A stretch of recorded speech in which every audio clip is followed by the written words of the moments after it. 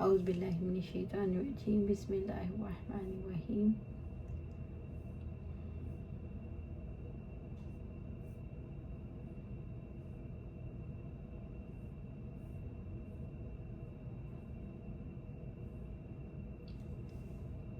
وَأَنَّهُ كَانَ رِجَالٌ مِّنَ الْإِنسِ يَعُوذُونَ بِرِجَالٍ مِّنَ الْجِنِّ فَزَادُوهُمْ رَهَقًا، اور یقیناً انسانوں میں سے کچھ لوگ جنات میں سے بعض لوگوں کی پناہ پکڑتے تھے، انہوں نے جنوں کو سرکشی میں بڑھا دیا۔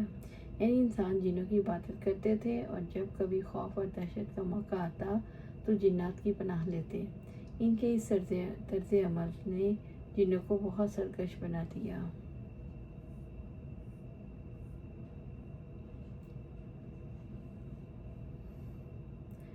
رافع بن عمیر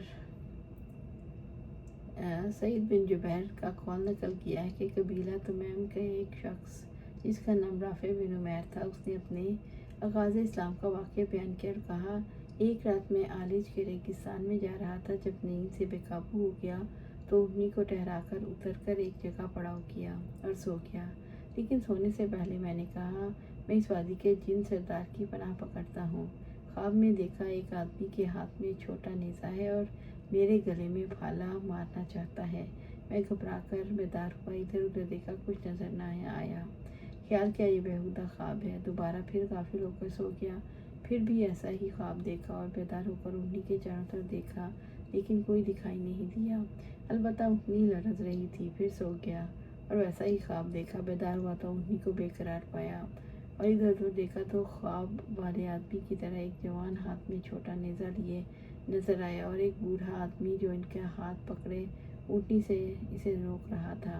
دونوں اسی کشش میں تھے کہ 3 نیل گائے نمودار ہوئی۔ بوڑھے نے جوان سے کہا، اٹھ اور اس پناہ گیر آدمی کی اونٹنی کی عوض ان میں سے جس کو چاہے پکڑ لے۔ وہ جوان اٹھا اور ایک بڑی نیل گائے کو پکڑ لیا اور واپس چلا گیا۔ میں نے بوڑھے کی طرف رخ کیا تو اس نے کہا، اے شخص، جب تو کسی وادی میں پرکش اور وہاں تجھے کسی دہشت کا خطرہ ہو تو یہاں یہ کہا کرو، میں اللہ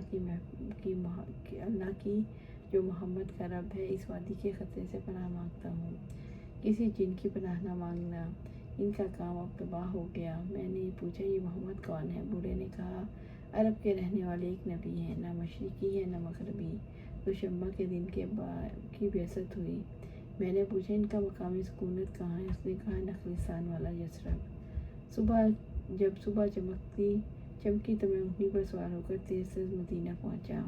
آپ صلی اللہ علیہ وسلم نے مجھے دیکھے بغیر ہی میرا ذکر کیا، میری سرگزشت بیان فرما دی اور مجھے اسلام کی دعوت دی، میں مسلمان ہو گیا۔ سیدہ خولہ بنت حکیم رضی اللہ تعالیٰ عنہ بیان کرتی ہے کہ میں نے آپ صلی اللہ علیہ وسلم کو فرماتے ہوئے سنا، جس شخص نے کسی جگہ پڑاؤ کیا اور یہ دعا پڑھ لی، اعوذ بکلمات اللہ التامات من شر ما خلق، میں اللہ کے کامل کلمات کی پناہ پکڑتا ہوں اور ہر اس چیز کے شر سے جو اس نے پیدا کی، تو وہاں سے روانہ ہونے تک اسے کوئی چیز ضرر نہیں پہنچائے گی۔ سورۃ جن آیت 7۔ وَأَنَّهُمْ ظَنُّوا كَمَا ظَنَنْتُمْ أَن لَّن يَبْعَثَ اللَّهُ أَحَدًا، اور یقیناً انہوں نے بھی وہی گمان کیا جیسا کہ تمہارا گمان تھا، اللہ تعالیٰ کسی کو بھی نہیں اٹھائے گا۔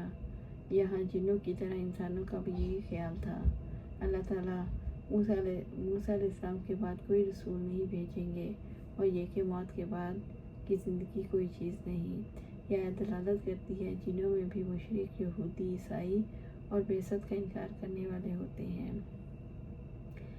سورۃ جن آیت 8۔ وَأَنَّا لَمَسْنَا السَّمَاءَ، اور یقیناً ہم نے آسمان کو ہاتھ لگایا، یعنی جب آسمان پر گئے اور وہاں کے حالات کی خبر لینے کے لیے کوشش کی، فَوَجَدْنَاهَا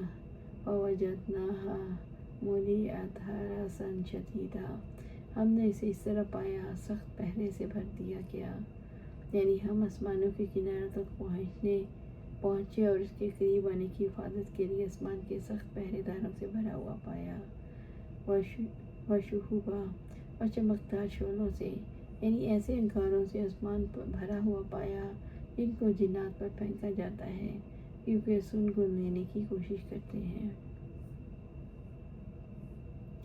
سورۃ جن آیا 9۔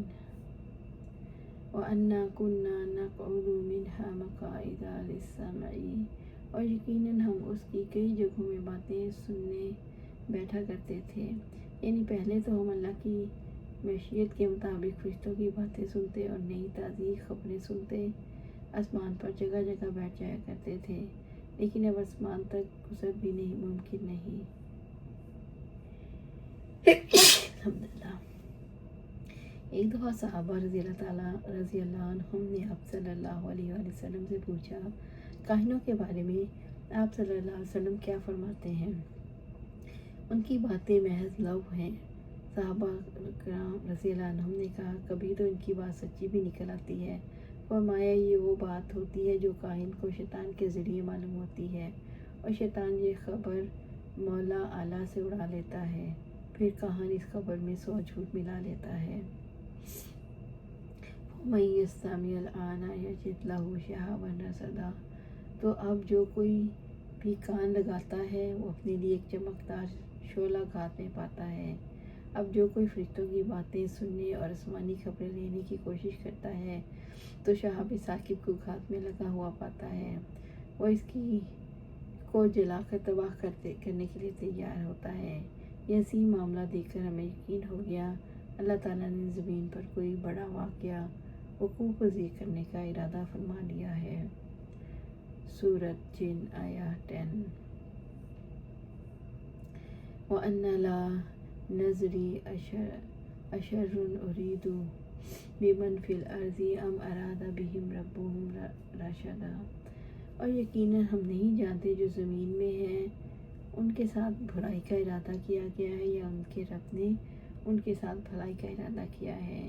یعنی ہم نہیں جانتے، اللہ ہی جانتا ہے اس نے مخلوق کے بارے میں خیر کا ارادہ کیا ہے یا شر کا۔ ان سخت الزامات سے کوئی عذاب آنے والا ہے یا کوئی نعمت ظاہر ہونے والی ہے۔